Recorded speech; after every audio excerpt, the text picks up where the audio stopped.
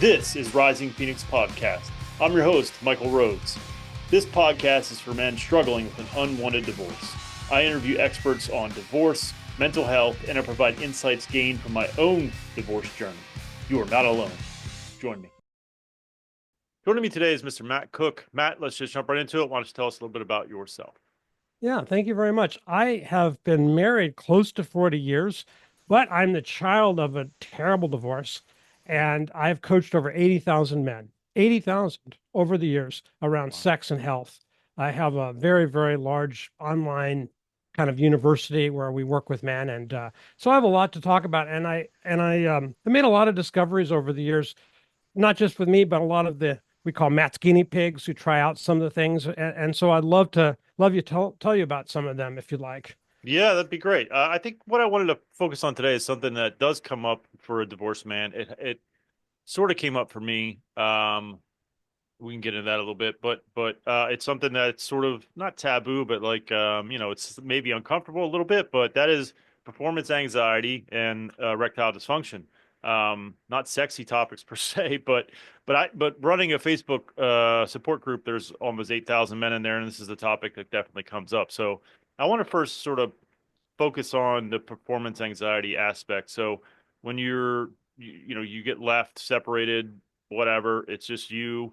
Most men quickly go on the prowl, so to speak, Yeah. and try to find someone to replace their ex or at least soothe their wounds. And a lot of guys find out they can't get it up. Um, what is? Can you talk about sort of that sort of why that happens, what's going on with the man, and is what is it saying? What message should they be receiving, et cetera, et cetera? Oh yeah, absolutely. And I've heard this literally thousands of times with men, and they sometimes they'll sometimes try to have sex with a woman, and then it's not working, and then of course she'll think, oh, you're not really attracted to me, and then Right, it's very upsetting. They get very upset. The right, woman gets upset because the man's upset. Women are very sensitive to men's emotions, especially in bed. And then the man doesn't want to go through that again, of course, right? right, It's a really traumatic, really traumatic. for sure. And I had that happen to me actually before I met my wife. I had just kind of built up this anxiety around sex, and had several girlfriends where I had ED and I couldn't have intercourse. I gave them oral and things like that, and they never said a word, and then they would just break up with me. Right. So, and I go, what am I going to do? So, I met this other woman and she talked about it. And she said she had a boyfriend that had that same issue and she didn't want to go through this again, you know? So Mm. she said, well, what are you going to do? So I thought, well, I'll get help. And I went to a hypnotherapist. Oh. And about 3 or 4 sessions, I think it helped. And then I kind of like, okay, this worked, and it worked, and then everything was fine. And occasionally I would get it over the years. And I finally figured out something that is something that I talk about with a lot of guys, which I call the rule of one. Now, this is going to seem strange, but when you're in bed with a woman, the trouble is if you're worrying about her a lot, that's going to put you in a position to be anxious. Mm.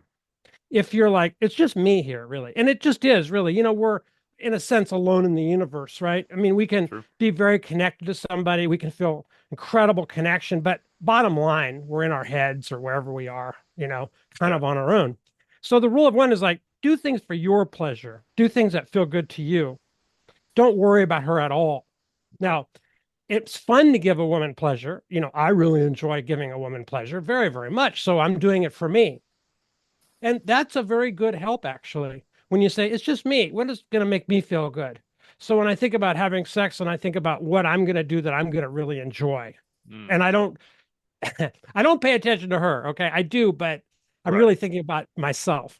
And that's kind of a nice little help there, just a small thing that can sometimes be enough to help somebody with that. The second thing that I want to say about performance anxiety is this is going to be really, really weird, Michael, but you don't need an erection to have intercourse, believe it or not. True. Now, I've been teaching men this I call intercourse anytime. Mm. It's, of course, we'd all like to have fantastic erections on demand. We'd like to last 45 minutes or an hour. We'd like to be like porn stars, that are True. probably injecting their penis with prostaglandins, but they don't tell you that. So You know, we'd like to, but sometimes, let's say it's not happening. Now, see, I found out over the years, I started helping men with ED, and a lot of it was related to these sort of psychological situations, brain situations, if you will. Nothing physically wrong with the man, in other Right. words. Exactly.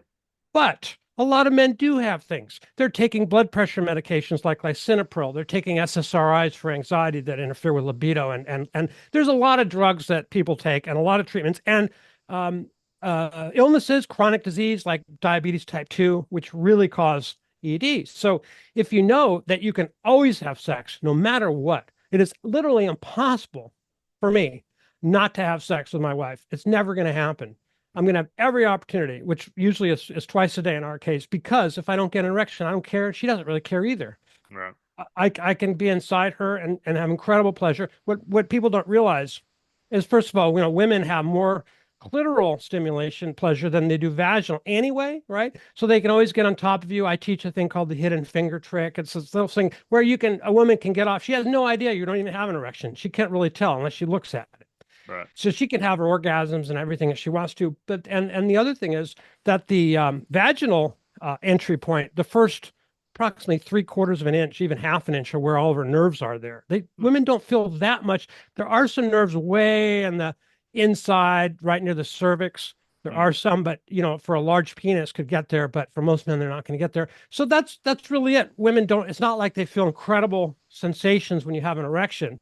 Right. So if you just think about that and you learn this simple technique, you never are ever caught, where, oh, I can't have sex. You're not going to get upset. You're not going to be all freaked out. She's not going to be upset. It's fine. Now, I say this to men and they're dating and they go, man, she wants me to have a hard on, she wants me to. I get that. Of course she does. And you Right. do too. We all do. Right. But sometimes it's not going to happen and Yeah. it's okay. The problem I found is that men get upset and then the woman gets upset. If Hmm. the man is totally confident, cool, women love, obviously, masculinity is all about confidence, right? If a man's confident, oh, yeah, it's not working, no problem. And he Right. sticks it in. Right. Great. Nobody's worth 1% of women are going to be all upset. Well, they're not right for you anyway. You Amen. found Yeah. out quickly that they're the wrong person for you. Yeah. Well, what does it say? I mean, it's because I think it is like you said, it's not a physical situation. It's definitely a mental. So what is if you're coaching someone and they were, weeks away from a or out from a separation and they're going through this situation, what do you say to those guys? Isn't that sort of to me, it says it's too early for you. You need to back the train up and Well, put it back in the station. you're right, but okay, I would say 95% of the time these days it's caused by overuse of porn, of online porn. And especially men who are ending up in a relationship that's falling apart. They've probably been using porn for some time and probably overusing it. The brain gets wired to porn, especially video porn, and that wiring sometimes could cause ED and usually does for a lot of guys. So I would say it's very, very important if you're wanting to start over again that you try to not use porn, try not to fantasize. I talk about replacement habits. So Hmm.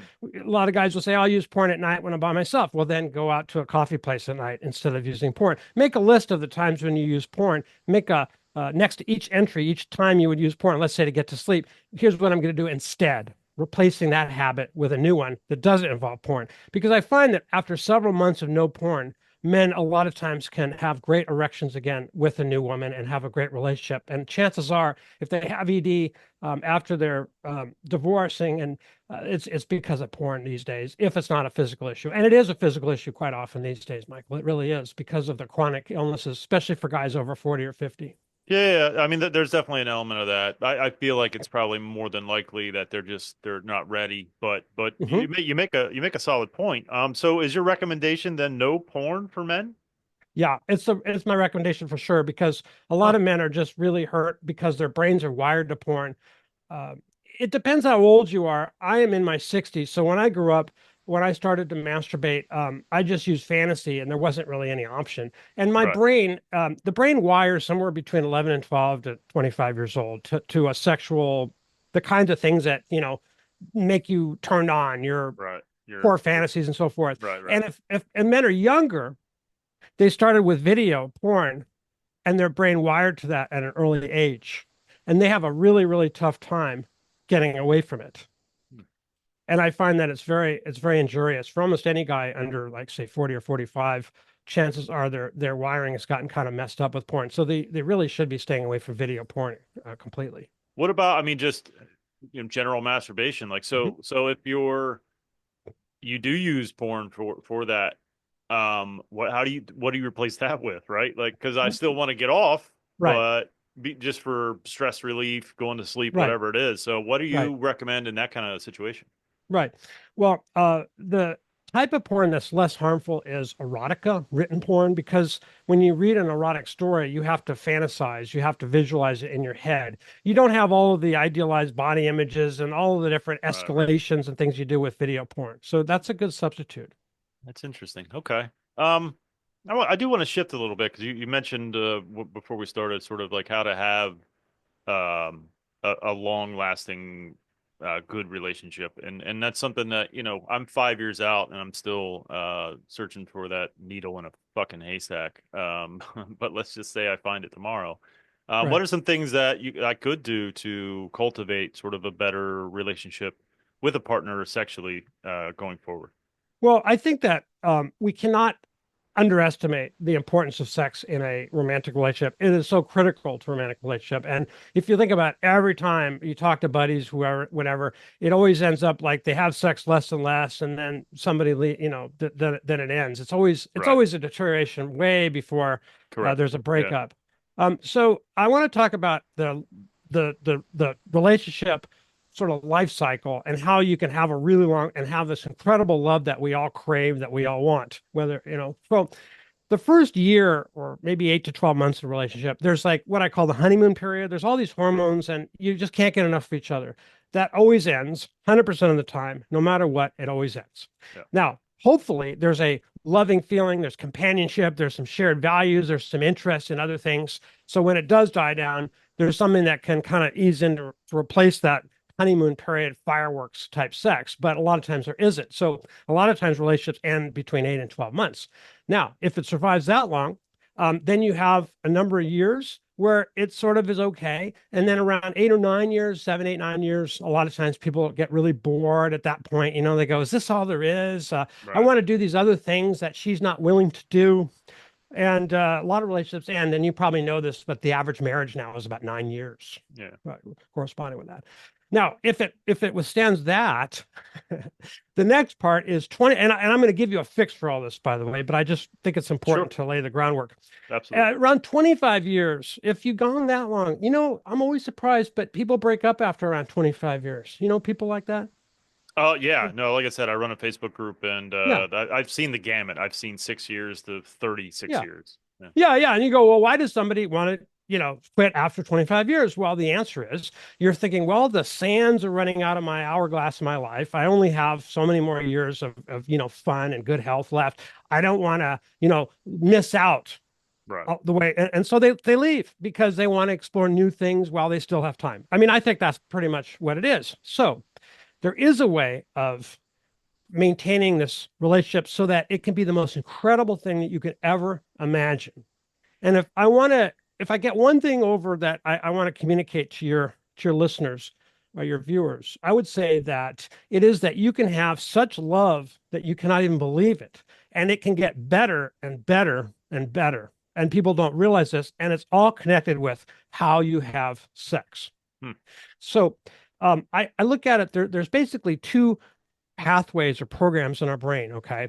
There's a dopamine pathway and an oxytocin pathway. So the dopamine is a hormone in our reward center in our brain. It's a hormone of want, of craving. And dopamine is where we're all used to this dopamine hit now because when we're on Facebook Reels or Yeah. you're hitting next, next, next. What's the next thing? What's the next thing? It's Yeah. novelty. It's new things all the time. It's Yeah. craving the next thing. Yeah. Course, the next thing gets boring because you've seen it all already, right? You've Right. experienced it. So Yeah. dopamine is it ends up being kind of a dead end, unfortunately. Hmm. And a lot of our reward circuits, because of the what we would call supernormal stimuli of in our world today, we're kind of burned out, kind of burned out. And that overflows in our relationships and we get bored quickly with our partner. We're not and unhappy quickly. The dopamine track or the dopamine path is kind of a dead end. The other one that's built into us is called, I call the oxytocin pathway. Mm. And you know, oxytocin, the Hmm. hormone of the love hormone, as they call Yeah, it. yeah. They've done a Yep. number of experiments. Yeah, but there's a lot of truth to that, actually. And so there's a way of conducting a sexual relationship, a romantic relationship, where you build up oxytocin. And instead of being into novelty, you can't get enough of your partner. And just plain vanilla sex is amazing. And it gets more amazing and more amazing and more amazing. It's just incredible. And you can't get enough of your partner, and she can't get enough of you. And it continues and just continues and gets better and better all the time.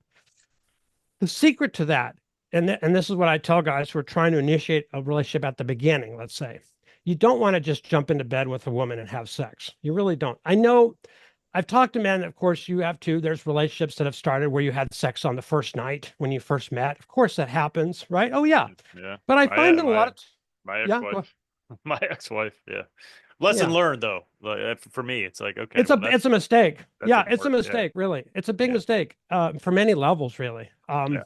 So what you really want to do is you want to tell somebody, if you find somebody that you like, I like you and I don't want to go too fast. And what you really should do, and this is hard to do, but it's quite possible. If you're a man, your masculinity, you can be somewhat dominant. I want to cuddle. I want to just kiss. You know what they used to do? They called necking or heavy petting or different All right. terms for it, Yep. short of sex, because you really don't want to have orgasms to get into that too fast. If you have 3 or 4 dates like that without having like immediately having intercourse and whatever is oral sex, it starts a foundation that builds oxytocin and it starts you down that path. And it is so much better a way to start. Now, you're still going to have the benefit of the honeymoon period where there's nothing that really can go wrong, but that will end. Now, if you've started on this basis, what I advise, this is the challenging part in a sense, just to get used to it, but we're all sort of accustomed, Michael, to thinking about sex as a relief. Like we climb the mountain towards an orgasm, and then the relief is we have an orgasm, we're down the mountain. And it's Yep. fun to have an orgasm. It could be 15 or 20 seconds. It's the best thing in the world. Right. But that's not really the correct model, really. It lowers oxytocin and it ends up, I don't know if you've heard of the orgasm cycle, but after an orgasm, we're actually pushed away from our partner rather than brought together. Most Hmm. people don't realize that. And there's an effect called the Coolidge effect. Have you heard of the Coolidge effect? No. Yeah, it's named after President Coolidge. It has to do with the cock and the hens and the President Coolidge. It doesn't matter, but you're both attracted to other people more after you've had an orgasm. Actually, you're Huh. actually more. You're attracted to other people, and I notice this a lot because I've just been noticing it. I tell men about it. They go, "Yeah, you're right." Now, the beginning, you don't feel this way because the honeymoon hormones cover it all up, Right. but after 6 or 8, 9 months, a year, you'll totally feel it. And for women, it can last almost a week, and they tend to be more emotional. And this is accounting for women's moodiness. Hmm. Okay. Now, I'm not saying it's bad to have an orgasm. I'm saying that what you want to do is you want to have lots of sex and not that many ejaculatory orgasms, basically. Now, that's really the secret to the whole thing, honestly. And so for men, we have an orgasm, we have this refractory period, we feel drained. It's not just rolling over and going to sleep. It goes on for a few days, actually. And for women, it can go on for about a week. Hmm. This letdown postcoital letdown, and it's totally documented. And it's all hormonal. It's all Yeah. real. Yeah. So what I try to do is I schedule it so I'll have an ejaculatory orgasm maybe every 3 or 4 days, and I'll have sex quite often in between. Hmm. I try to have sex twice a day in the morning and the evening, and, Hmm. and generally we do. And just having a schedule like that. Now, the schedule can vary depending on your physical limitations, your age, medications you're on. It may be once every week for somebody, and it may be once every day or two for a young man who's 20 years old, who's very healthy. But you want to have lots of sex and not that many ejaculatory orgasms. Now, people will go, what's the point? What's the point of having sex if you're not going to come? I don't Right. understand. That's the reason I have sex. Well, Right. here's the thing. What happens is your brain wires to this much, much better, and you begin feeling more and more sensation and pleasure Hmm. in all areas, not just in your penis, but all over your body. You start having this whole body feeling, and it's a very simple techniques to amplify that. Hmm. It's just incredible. It's so great. It's kind of like almost like 70 or 80% of the pleasure of an orgasm, but it lasts 30 or 45 minutes as Mm. long as you want. And then you pull out and you're ready for more. You're always ready. It's a fantastic way to live. Fantastic. Now, And how long did it take you to sort of be able to master that? uh, I mastered immediately Okay, because the challenging part was because I realized what was on the other side. I fell in with a small group of people, men and women that had practiced this. So I knew that's what I wanted. But the challenging part is like what happened when I used to go out with a girl when I was 16 and I would get blue balls when I got home. My balls would hurt. sure. That's because the pelvic floor tightens when we get excited sexually, and it causes what's called vasocongestion in our testicles, and it's painful. And if you ejaculate, it relieves the pressure. Right. So you just have to learn how to focus your energy, your attention down there, and just relax that area, which is pretty easy to do. I call it root focus. Root is where the penis goes into the body. That's where all the nerves are. Mm. Roughly your scrotum. It doesn't matter anatomically what it really is. You just put your focus down there now, later, when you're driving, when you're in a meeting, when you're reading, when you're cuddling, when you're watching TV. Just practice, and then your mind will say, oh, I just remembered I have to pick up my shirts from the laundry or whatever it is. It's like meditation because constantly your mind wanders. Gently refocus back to your root. Root focus is very helpful when you're talking to a girl, when you're feeling anxiety. It gives you more of a dominant masculine feeling. And when you're cuddling or having sex, since you've been doing root focus, you practice that, you're relaxed more in your pelvic floor and you don't get blue balls. So you can have intercourse as long as you want and Mm. always be ready for the next time. And what will happen is because of root focus, it allows you to bring the pleasure and feel it in your entire body rather than just in your penis. Mm. It gets so good that the thing is, of course, an orgasm gets 100 times better when you do this because it's not as frequent. But Mm. all the other times are so good that you don't want it to end, and so it's a very easy thing to practice.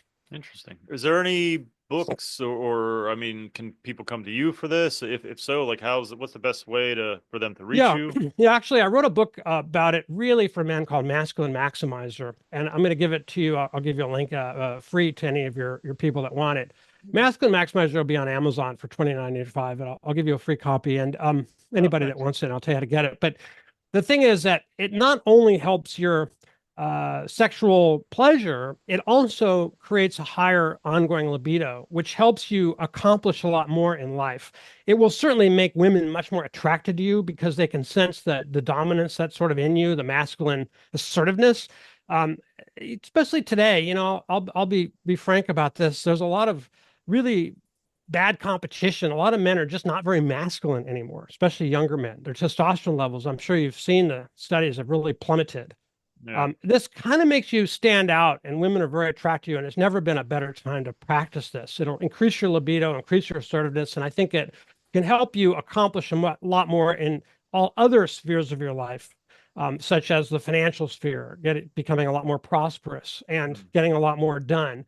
And eventually, if you have children, it'll set an amazing example for your children. The loving relationship that you have and your masculinity. It's just so wonderful to live this way. And so So you mentioned that it attracts women. So how do you do this alone versus with a partner? yeah, so what you do is practice root focus, which you could do with your clothes on. You can do it anytime. I do root focus all the time and just practice that and it's not a muscular thing. You're not doing it to your muscles. It's just a focus thing. When you Mm. focus your attention down there, you're actually relaxing that area, and it's all you have to do. And that'll allow you to bring the pleasure up into your whole body. Yeah, when you masturbate, don't ejaculate. Mm. Relax your pelvic floor, do root focus, do it as long as you want, what you would call edging, where you come close to it, but Yeah. just don't. And then Gotcha. put your penis away and go about your business. Okay. And you'll find your libido really increases this way and you feel really good. And then you stick to the schedule and it'll make you so great when you're dating and everything, just so much better with women. It's unbelievable how much better it really is.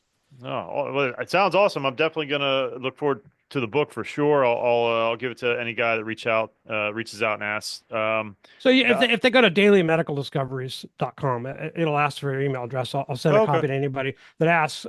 So a couple of things to be aware of. One of them is that it will cause you to have, so when you're ready to ejaculate, your prostate will expand a little bit. So it'll cause your prostate to be a little bit bigger.